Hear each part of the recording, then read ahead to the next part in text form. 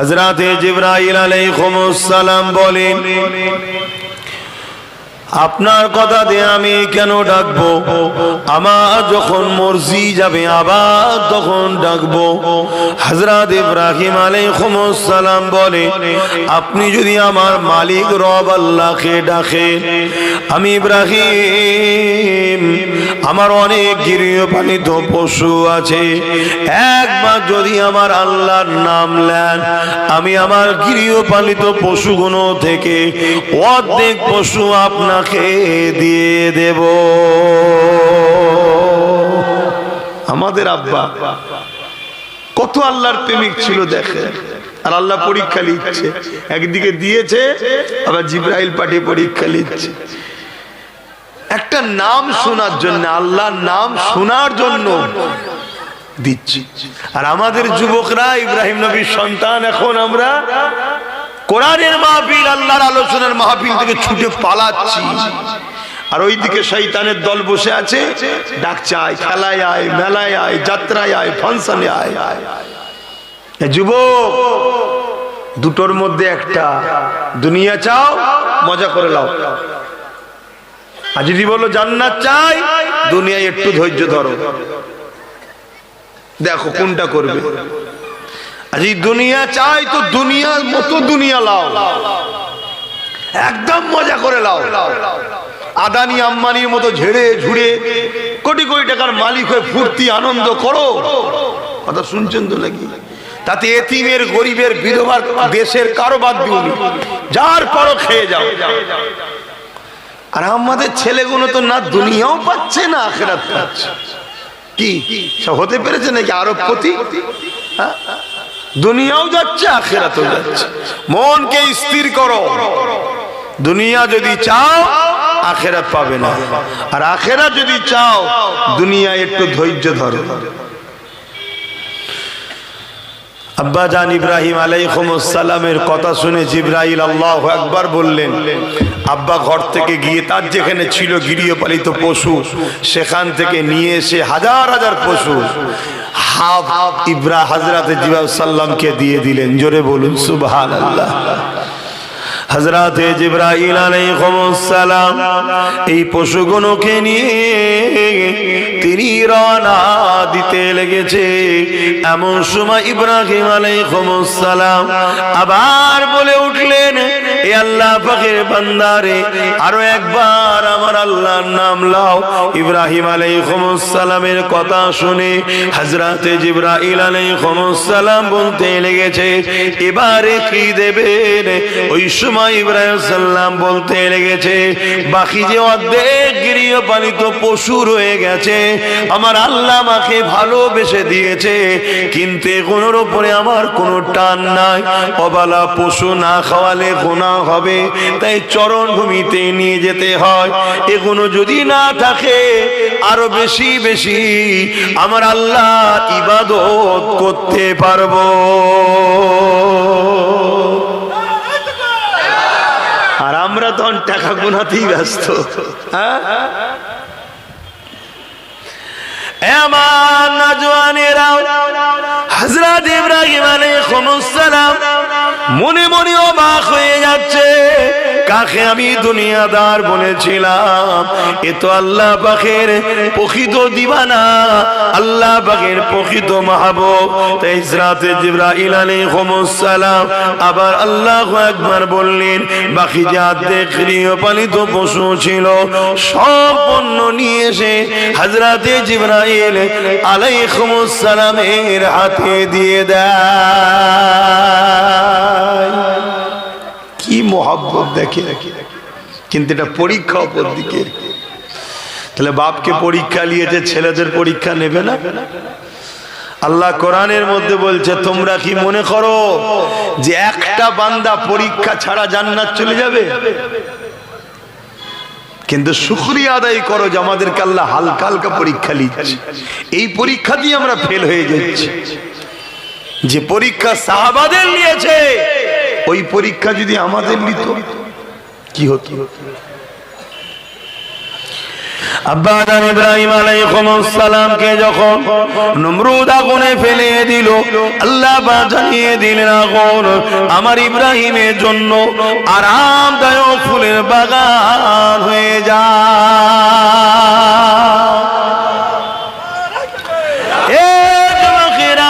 আব্বা জান ইব্রাহিম আলাইহিস সালামকে দুনিয়া সবাই দেখছে আগুনে ফেলেছে, কিন্তু আগুনের ভেতরে আল্লাহ পাক ফুলের বাগান তৈরি করেছে। যে আল্লাহ ইব্রাহিম নবীর জন্য আগুনের ভেতরে ফুলের বাগান বানাতে পারে, সেই আল্লাহর উপরে ভরসা রেখে আমরা যদি এক মুঠো হতে পারি, তাহলে আমাদের সামনে যত বাধা এসুক না কেন সব বাধাকে ভেঙে ইনশাআল্লাহ আমরা আমাদের মসজিদ, আমাদের ঈদগাহ, আমাদের কবরস্থান, আমাদের ওয়াকফকে ইনশাআল্লাহ আমরা বাঁচাতে পারবো। এ যুবকেরা, তরুণেরা, তাই বলে দিয়ে যায় আল্লাহর উপরে ভরসা করে। কেন আমার রাসূলুল্লাহ জানিয়ে দিয়েছে আমার বড় ভয় হয় আমার উম্মতের ক্ষতি প্রকাশ্য দুশমনেরা করতে পারবে না, আমার উম্মতের ক্ষতি মুনাফিক ছদ্মবেশীরা করে দেবে। কেন্দ্র সরকার হলো মুনাফিক, এই প্রকাশ্য জালিম, আর রাজ্য সরকার হলো মুনাফিক। শুনছেন তো নাকি? হ্যাঁ, এই মুনাফিক করেছে আমাদের সাথে। বলেছিল যে আমি থাকতে এই রাজ্যে ওয়াকফ লাগু, আর আমি বেঁচে থাকতে এসআইআর হতে। মরে গেছে নাকি? আল্লাহ এই বালা কবে যে যাবে, কথা বুঝছেন না? বোঝেন না? আবার অনেক আমার কওমের ভাই আছে বলে আমরা মুসলমান, বলে না বলে না, এই মমতার বিরুদ্ধে বললে তাদের কষ্ট হয়। এই শুনছেন আমার কথা? অথচ আমার কোরআনের বিরুদ্ধে একজন ফোরপাস মাতাল বলল, আমার কওমে সেই সব নেতাদের কোনো কষ্ট হয়নি। তোমাদের এলাকায় অনেক অর্থশালী পয়সাওয়ালা লোক আছে, পয়সা দিয়ে গুন্ডা কিনে নিরীহ মুসলমানদের উপর জুলুম করে, মারে পেটে। খোদা তো একবার বিয়জ্জুলিতে ফেলেছিল, আবার বার হয়ে গেছে। ও যদি হিদায়েত চাইতো খুব ভালো, না এবার যেদিন আল্লাহ ধরবে ওর আর রেহাই নেই। ও গরিবদের উপর জুলুম করে। ও যদি সত্যি ওর অন্তরে ঈমান থাকে, আমি জানতে চাইছি মমতার বিরুদ্ধে বললে তোর কষ্ট হয়, তাহলে আমার কোরআনের বিরুদ্ধে বললো তুই একটা কেস করলি না কেন? এটা প্রশ্ন তো নাকি? বা তোমাদের এলাকায় যেসব মুসলিম এমএলএ গুলো আছে, এরা মমতার বিরুদ্ধে বললে রাস্তায় নামে। এই যেমন ফাইল চুরি করে যখন পালাচ্ছিল রাস্তায় নেবে আন্দোলন করেছে না করেনি? চোরের হয়ে এরা রাস্তায় নামে, কিন্তু কোরআনের বিরুদ্ধে যখন কথা বললো, ওইদিকে আরেকজন ইসলামে নাকি রেপ করা ভালো কাজ বললো অর্জুন সিং, এদের বিরুদ্ধেই মুসলমান এমএলএ গুলো রাস্তায় নেমেছিল। কেন? কারণ এদের সঙ্গে ইসলামের কোনো সম্পর্ক নেই। এরা মুসলমানকে ধোঁকা দিবার জন্য মুসলমান সেজে আছে। কারণ এই টিকিট গুলো মুসলমানদের পাওয়া, এখানে যদি নওশাদের মতো ইমানদার জিতে যায় তাহলে তো অসুবিধে হয়ে যাবে। তাই 2 নম্বর মুসলমান গুলোকে জিতবো এদের ভোটে, কাজ করব ইসলামের বিরোধীদের হয়ে। এটা তো পরিকল্পনা। বোঝো আমার কথা কি কষ্ট লাগছে? আমার তো সিধা কথা। আমি ধর্ম প্রচারক, আমি ইসলামের প্রচারক। আমার প্রশ্ন, তুই মুসলমান? হ্যাঁ মুসলমান। মুসলিম অধ্যুষিত এলাকায় দাঁড়িয়েছিস, তোকে আমার ভোটটা দিয়ে জিতিয়ে কি লাভ হলো? আমার কোরআনের বিরুদ্ধে যে বললে একটা কেস করলি না? তাহলে কাল যে কোরআনের বিরুদ্ধে বলার জন্য তার বিরুদ্ধে যদি তুই কেস না করিস, কাল মুসলমানকে যখন মিথ্যা এনআরসি দিয়ে বা মিথ্যা ভাবে মুসলমানকে মারবে, মনে হয় এরা আমাদের হয়ে লড়বে? কেন আমাদের দাম বেশি না কোরআনের দাম বেশি মুসলমানের কাছে? তো তুই কোরআনের যখন সাথ দিলে নি, মুসলমানের সাথ দেবে মনে হয়? এগুলো ভাবো, এগুলো ভাবো, বোঝো। আমার কথায় কষ্ট হলো? পয়সা দেয় নাকি? বোঝার চেষ্টা করো। কিন্তু একটাই দেখো, নবী বংশের ছেলে একটাই জিতেছে, তোমরা জানো কি জানি না, এসআইআর এর ব্যাপারেও কেস করেছে সুপ্রিম কোর্টে, তোমাদের জানা আছে কি জানি না। এসআইআর এর ব্যাপারেও কেস করেছে যদি কোনো সাধারণ মানুষ হয়রানি যাতে না হয়। আবার এনআরসির ব্যাপারেও করেছে। আবার যখন কোরআনের বিরুদ্ধে বলল তার নামেও মামলা করেছে। তাই তোর পিছনে সবাই লেগে গেছে। নতুন করে দেখলাম আর একটা নাকি বেরিয়েছে, কে কখন এ ধরে, কখনো ও ধরে, কখনো সে ধরে। আদৌ তুই মুসলমান না বেঈমান এখনো তো বুঝতে পারছি না। কেন কখনো মন্দিরেও দেখা যায়, কখন মসজিদেও দেখা যায়, দেখা যায় না, যায় না।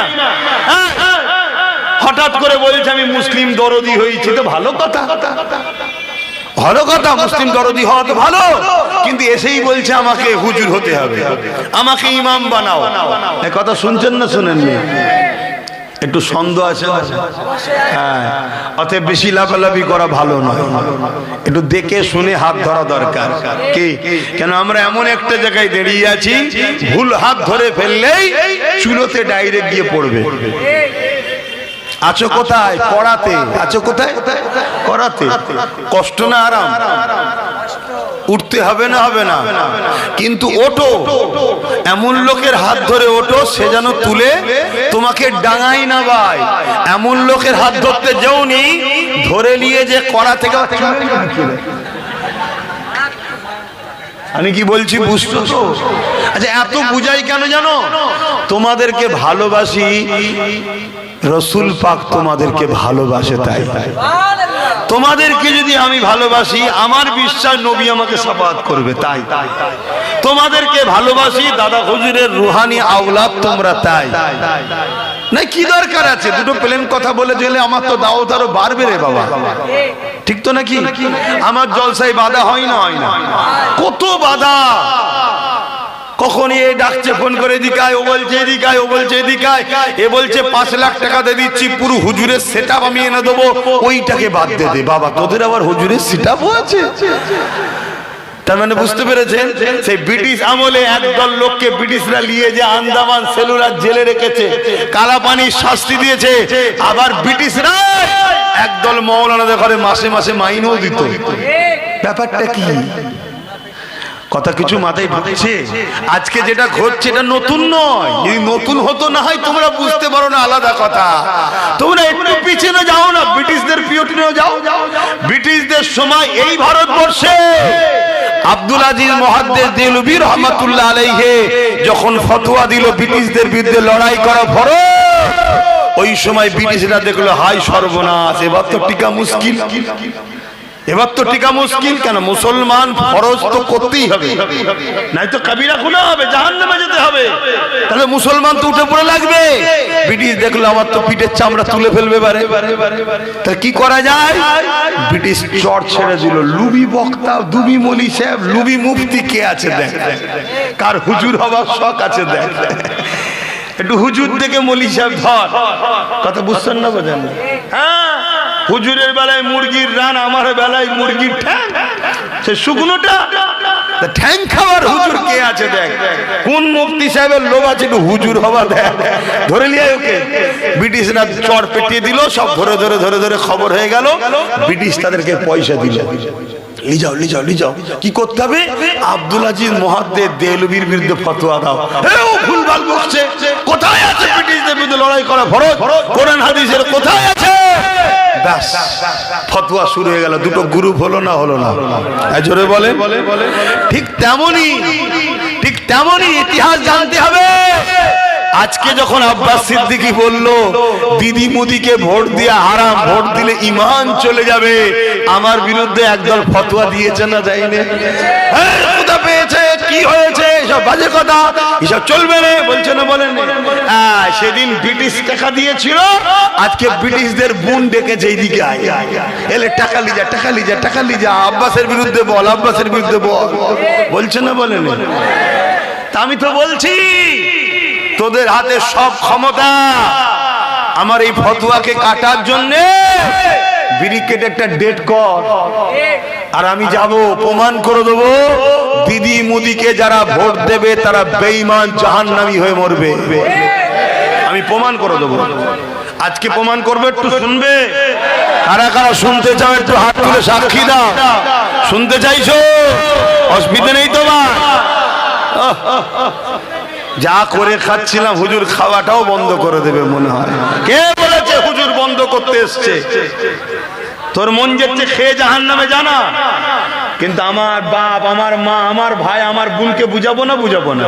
হ্যাঁ, তুই যদি আমার না হোস যা পারিস করবে যা। আমার রাসূলুল্লাহ দিনের জন্য তোর যদি দিলে দয়া না থাকে, ময়া না থাকে, তোর মধ্যে ঈমান তো আগে থেকেই নেই রে। তুই যত খুশি খা না। কিন্তু যাদের দিলে ঈমান আছে, বোঝে না, সাথ দিচ্ছে, এগুলোকে বোঝানো দরকার আছে না? নাই? কি গো, ঠিক বলছো তো? প্রথমে হাদিসটা কি বললাম মুসলিম শরীফের?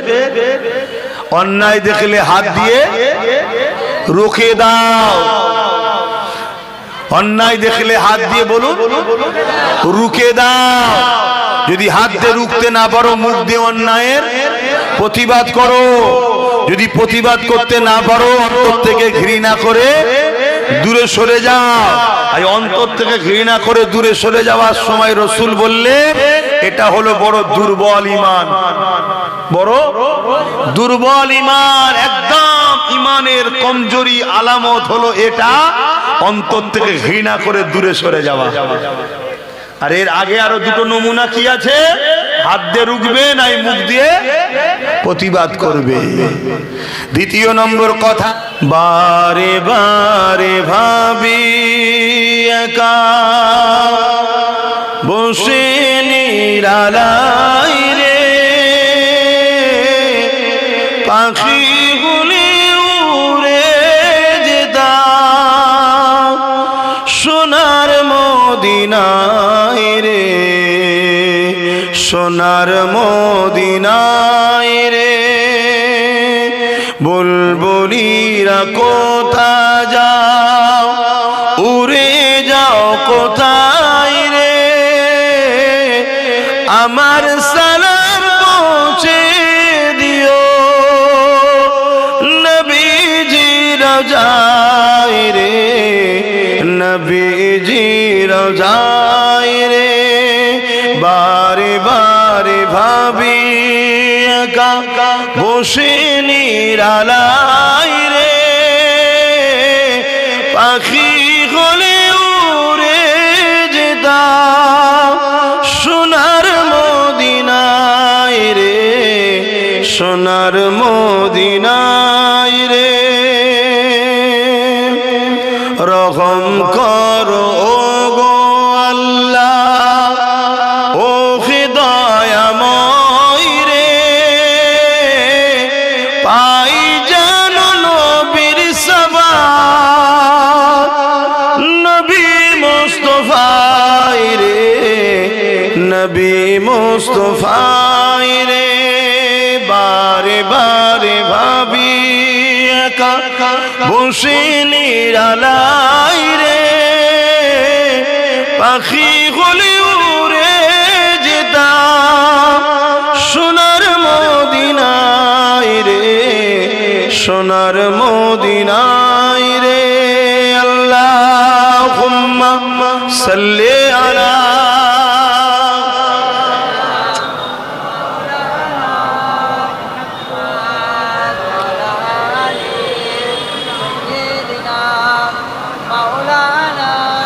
আমার আব্বা ভাইরা, মায়েরা, বোনেরা, কি অসুবিধা হচ্ছে নাকি বাপ ভাইদের?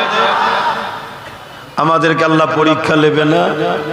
আমাদের সামনে সব থেকে বড় ভয়ঙ্কর পরীক্ষা হলো ইসলামের দুশ্মন যারা ওয়াকাফকে মিটাচ্ছে, তাদের হাত থেকে ওয়াকাফকে বাঁচানো। এটা পরীক্ষা না? পরীক্ষা না?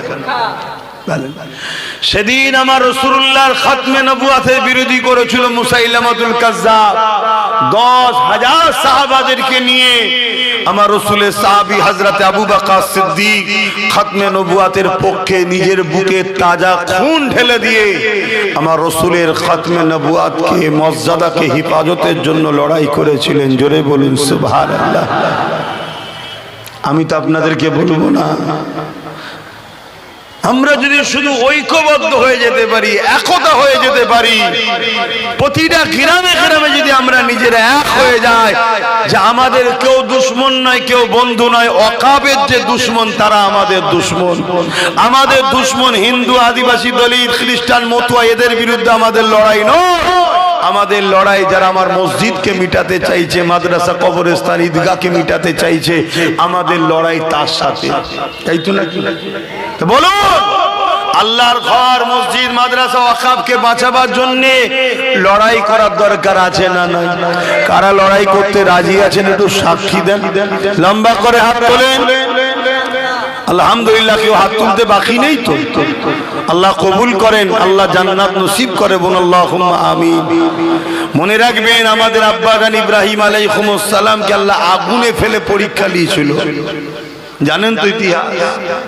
বিশাল এক আগুন, একটা বিশাল গ্রাম এলাকা নিয়ে, এত বড় এলাকায় আব্বা জান ইব্রাহিম আলাইহিস সালামকে নমরুদ আগুনে ফেলছে, চরকিতে তুলেছে। কেন? কাছে যে ফেলতে পারছে না, চরকি ঘুরিয়ে দূর থেকে টেনে ফেলে দেবে। এমন সময় জিবরাইল সাল্লাম এসে চরকি ধরে ফেলেছে। আর এদিকে আগুনে পড়ার টাইমে আব্বাকে জিজ্ঞেস করা হচ্ছে যে আপনাকে কোনো হেল্প করব? হযরত ইব্রাহিম সাল্লাম বলেছিলেন, আমার আল্লাহ আমাকে পরীক্ষা নিচ্ছে। আমি যে বলেছি আল্লাহকে ভালোবাসি, কতটা ভালোবাসি, ইব্রাহিম পরীক্ষা নিচ্ছে। আমার আল্লাহ আমাকে বাঁচাবার জন্য যথেষ্ট। জোরে বলুন সুবহানাল্লাহ। এ মুসলমান নবীর উম্মত, তোমাদেরকে বাঁচাবার জন্য আল্লাহ যথেষ্ট নয়? তাহলে অনেক মুনাফিক মুসলমান এসে বলবে যে তোমাদেরকে বাঁচাবার জন্য মমতা যথেষ্ট। বলবে না? বলবে না? যারাই বলবে জানবে যা মুনাফিক। কথা বুঝে আসছে না? নাই, আমাদের বাঁচাবার জন্য যথেষ্ট কে? জোরে বলুন কে? যদি এর ওপরে প্রথম থেকে আমরা আমল করতাম, তাহলে আজকে কেন্দ্র সরকার এই আইন করার সাহস পেত না। কিন্তু আমরা বলেছিলাম, যখন কলকাতার রেড রোডে মমতা দাঁড়িয়ে বলল বিজেপির হাত থেকে সারা দেশে রুখবো আমি। বিজেপির হাত থেকে সারা দেশে রুখবে কে? বলছে আমি। উড়িষ্যায় লাশ হয়ে চলে এসছে, ওনার রুকার ইচ্ছা আছে? গুজরাটে লাশ হয়ে চলে এসছে, উনি রুখছে? বোম্বাইয়ে লাশ হয়ে বাংলায় ফিরছে, উনি রুখছে? একটা কোন পিএম সিএম এর সঙ্গে ফোন করেছে কোন রাজ্যের? হ্যাঁ, আমি বাংলার সিএম বলছি। আমি জানি ইডির সামনে থেকে ফাইল চুরি করা লোক আমি, খুব সাবধান। একটা কেউ বলেছে অতএব আমার রাজ্যের কোন ছেলে যদি আর একটা মরে, তাহলে এই রাজ্যে যা আছে সব পাঠিয়ে দেবো, ওইগুলোকে নিয়ে চলে আসবো। একটা হুমকি দিলে সব রাজ্য ঠান্ডা হবে না? হবে না? বলেছে? তাহলে এই যে বলছিল যে বিজেপির হাত থেকে পুরো দেশে বাঁচাবো, বললে হতো যে বাংলায় বাঁচাবো। ঝোঁকের মাথায় পুরো দেশ বলে দিয়েছে, আর আমরাও হাঁ করা ভাবছি তাই হবে। কথাই কষ্ট হয়ে গেল নাকি? ফুককুড়ি বলবো? ভালো ধারে বোঝেন। তাহলে আজকে যদি আমরা তার উপরে ভরসা না করতাম, তাহলে আজকে কেন্দ্র সরকার কিন্তু আইনটা করতে পারতো না। কেন? ভেতরে ভেতরে এর এমপিরা সব ভেতরে ভেতরে ভোট দিয়ে দিয়েছে। সামনে নাটক করছে, লড়াই করছি, ভেতরে ভেতরে ভোট দিচ্ছে সব। আমি তো চ্যালেঞ্জ করছি, ভোট বার করুন। সব ভেতরে ভেতরে ভোট দিয়ে দিয়েছে। কথা মাথায় ঢুকছে? এসব খবর তো আপনারা রাখেন না। 12টা ভোট বেশি পড়েছে। 12টা এলো কোথা থেকে? এই 12টা ভোট এলো কোথা থেকে? তো মন দিয়ে শোনে। তাহলে আজকে সেই জায়গায় চক্রান্ত করে এই সবগুলো করা হচ্ছে। আজকে যদি আমরা আল্লাহর উপরে ভরসা করি, আমার আল্লাহ আমাদের জন্য যথেষ্ট নয়? জান্নাতের টুকরা বলেছে। এবং এই মাহফিল যারা বসে, আল্লাহ রসুল বলেছেন তাদের ছোট ছোট গুনাহ আল্লাহ মাফ করে দিয়ে থাকেন। জোরে বলুন সুবহানাল্লাহ। একদিকে নতুন করে আবার একদল মানবরূপী পশুরা সমাজে ফিতনা ফাসাদ, নারীদের অধিকার হরণ, গরিবের অধিকার হরণ, এতিমের অধিকার হরণ, অশান্তি দাবানল জ্বালিয়ে চলেছে। এরকম একটা আবহাওয়ার মধ্যে দিয়ে আমরা বেশ কিছু বাপ ভাই মা বোন আমরা আবার একত্রিত হয়েছি। আল্লাহ রসুলকে রাজি খুশি করার জন্য কোরআনের মাহফিলে বসেছি। জোরে বলুন সুবহানাল্লাহ। আল্লাহ আমাদের আশা বসাকে কবুল করেন, বলুন আল্লাহুম্মা আমিন। আমার প্রত্যেকটা বাপ মা ভাই বোন সবাইকে উদ্দেশ্য করে বলছি, এই দুনিয়া কিন্তু আমাদের জন্য চিরস্থায়ী নয়। এই কদিনের মধ্যে আপনাদের এলাকায় পর পর 5টা ব্যক্তি চলে গেল। এই এলাকাতে আল্লাহর হাওয়ালায় চলে যাচ্ছে। কে কখন যাবে কোনো ঠিক নাই। তাহলে আল্লাহ আপনি আমাদেরকে দুনিয়ায় পাঠালেন কেন? যখন আমাদেরকে আল্লাহ দুনিয়ায় পাঠাচ্ছিল তখন রূহ আসতে চাইনি যে আল্লাহ আমি দুনিয়ায় যাব না। আল্লাহ পাক আমাদের রূহকে পাঠিয়েছে। আবার কিছুদিন দুনিয়ায় এসে বন্ধু তৈরি হয়েছে, সন্তান তৈরি হয়েছে, পরিবার তৈরি হয়েছে, স্বামী হয়েছে, বাপ মা হয়েছে, একটা আত্মীয়তা হয়ে গিয়ে এমন মহব্বত হয়ে গেছে রুহের আবার যেতেও চাইছেন। আল্লাহ পাক কিন্তু আবার নিয়েও নেবে। তাহলে আল্লাহ এই দুনিয়ায় পাঠালেন কেন? আমার আল্লাহ বলছে বান্দা একটা পরীক্ষার জন্য। কি পরীক্ষা?